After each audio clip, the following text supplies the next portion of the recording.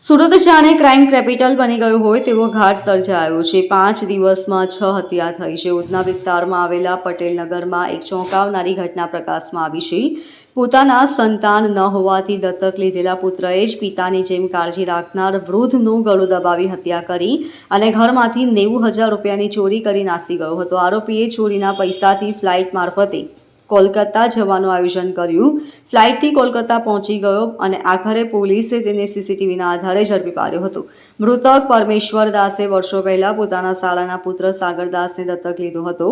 સાગરદાસ પોતાના દત્તક પિતા સાથે રહેતો હતો અને પોતાના બાળકની જેમ જ તેનું પાલન કરતો હતો। જો કે આ સંબંધમાં તિરાડ પડી ત્યારે 10 વર્ષ પહેલા સાગરદાસે પરમેશ્વરદાસના ઘરમાંથી ₹25,000ની ચોરી કરી। આ ઘટનાને કારણે પરમેશ્વરદાસે સાગરદાસને પરત મોકલી દીધો હતો। 3 દિવસ અગાઉ સાગરદાસ સુરત પરત આવ્યો અને પોતાના દત્તક પિતાના ઘરે પહોંચ્યો। બંને સાથે જમવાનું લીધું અને બપોર પછી સાથમાં રહ્યા, પરંતુ સાગરદાસના મનમાં કંઈક કૂટનીતિ ચાલતી હતી। બપોર પછી સાગરદાસે પરમેશ્વરદાસના ઘરમાં રાખેલા બોક્સમાંથી 90,000 રૂપિયા ચોરી કરવાનો પ્રયાસ કર્યો। પરમેશ્વરદાસને જ્યારે આ બાબતની જાણ થઈ ત્યારે બંને વચ્ચે ઉગ્ર વિવાદ શરૂ થયો।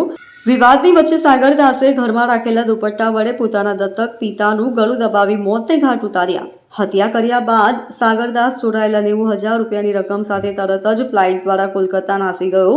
તે પોતાનો ગુનો છુપાવવા માટે નવી કાવતરા રચતો રહ્યો। 3 દિવસ પહેલા ઉધના પોલીસ સ્ટેશન વિસ્તારમાં પટેલનગર સોસાયટી છે, ત્યાં એક અનનેચરલ ડેથનો બનાવ બન્યો હતો। જે અનુસંધાને પોલીસે રજીસ્ટર કરી અને એમાં તપાસ ચાલુ કરી હતી। જ્યારે પોલીસને બોડી મળી હતી ત્યારે બોડી ઉપર કોઈ સ્પષ્ટ એવા નિશાન ન જણાતા પોલીસે બોડી પોસ્ટમોર્ટમ માટે મોકલી આપેલી હતી। પોસ્ટમોર્ટમમાં પોલીસને જાણવા મળ્યું હતું કે એના જે બોડી છે એનું મૃત્યુ ગળું દબાવીને થયેલ છે।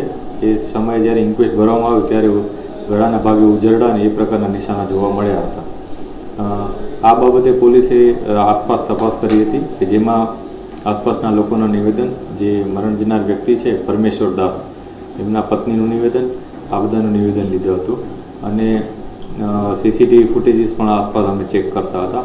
આ સીસીટીવી ફૂટેજમાં એક અમને શંકાસ્પદ વ્યક્તિની હિલચાલ નજરે જણાઈ હતી। એ બાબતે અમે જે મરણ જનાર વ્યક્તિ છે એના પત્ની એમને પૂછ્યું હતું। એમના પત્ની જણાવ્યું કે આ વ્યક્તિ કદાચ એમનો દત્તક પુત્ર સાગરદાસ હોઈ શકે છે। જે બાબતે અમે વધારે ઊંડાણપૂર્વક પૂછપરછ કરી હતી, જેમાં જાણવા મળ્યું હતું કે સાગરદાસ એ પોતે કલકત્તામાં ધરમતલા ખાતે શ્રી કૃષ્ણ ઇન્ટરનેશનલ હોટેલ કરીને છે, એમાં કામ કરે છે અને છેલ્લા ઘણા વર્ષોથી ત્યાં જ છે, પરંતુ 10 વર્ષ પહેલાં એ પોતે અહીંયા આવ્યો હતો।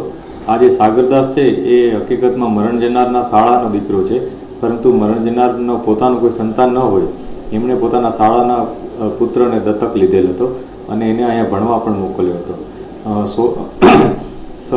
1.5 વર્ષ સુધી એ અહીંયા ભણ્યો હતો, પરંતુ ત્યારે એને એમના ઘરમાંથી 25,000 રૂપિયા ચોરી લીધા હતા। એટલે એ વખતે એ લોકોએ એમને અહીંથી પરત મોકલી દીધો હતો। ત્યારબાદ જ્યારે જે ઘટના બની, આ ભાઈ જ્યારે ગુજરી ગયા પરમેશ્વરદાસ, ત્યારે સવારે એમનો જે દત્તક પુત્ર હતો એ કલકત્તાથી બાય ટ્રેન અહીંયા આવ્યો હતો સુરત, અને સવારે એમની પાસે આવી એમની સાથે રહ્યો હતો, એમની સાથે જમ્યો પણ હતો। ત્યારબાદ એને જ્યારે મરણ જનાર સૂતા હતા ત્યારે એણે એના જે બોક્સ છે ત્યાં ઘરમાં એક પેટી હતી, પેટીમાંથી પૈસા કાઢવાની કોશિશ કરતાં મરણ જનાર હતા એ જાગી ગયા હતા પરમેશ્વરદાસ। ત્યારે એણે પરમેશ્વરદાસને જાગી જતાં એણે એનું ગળો ટૂંકો આપી દીધો હતો। બાજુમાં એક દુપટ્ટો હતો, એ દુપટ્ટાથી ગળો ટૂંકો આપ્યો હતો અને ત્યારબાદ એને મરણ ગયેલા હાલતમાં છોડી દીધી અને એમાંથી 90,000 રૂપિયા જે બોક્સમાં હતા, એક લોકેટ અને આ જે પરમેશ્વરદાસ છે એનો મોબાઈલ પણ લઈને પોતે જતો રહ્યો હતો। પછી બહાર જઈ એણે એક ટિકિટ બુક કરાવી હતી, એર ટિકિટ, અને એ એર ટિકિટ થ્રુ એ સુરત એરપોર્ટ થઈ અને બાય ફ્લાઇટ કલકત્તા ગયો હતો અને ત્યાં જતો રહ્યો હતો।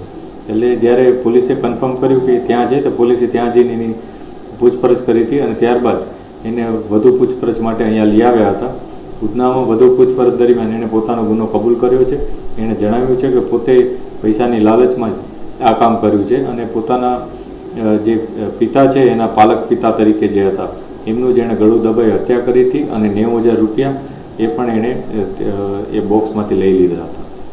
જી કલકત્તામાં એની ક્યાંથી ધરપકડ થઈ? પોલીસને જે કલકત્તામાં એ જે ઇન્ટરનેશનલ હોટલ એ જે જગ્યાએ નોકરી કરતો એની આસપાસનું એની વિગત મળી હોવાની માહિતી મળી હતી. પોલીસે એમનો પહેલાં ક્યાં નોકરી કરતો એ પણ તપાસ કરી હતી અને કન્ફર્મ એનું જે એડ્રેસ કન્ફર્મ થયું ત્યારે ત્યાંથી એની ધરપકડ એને લઈ આવ્યા હતા. આજે bureau report LK star news Surat.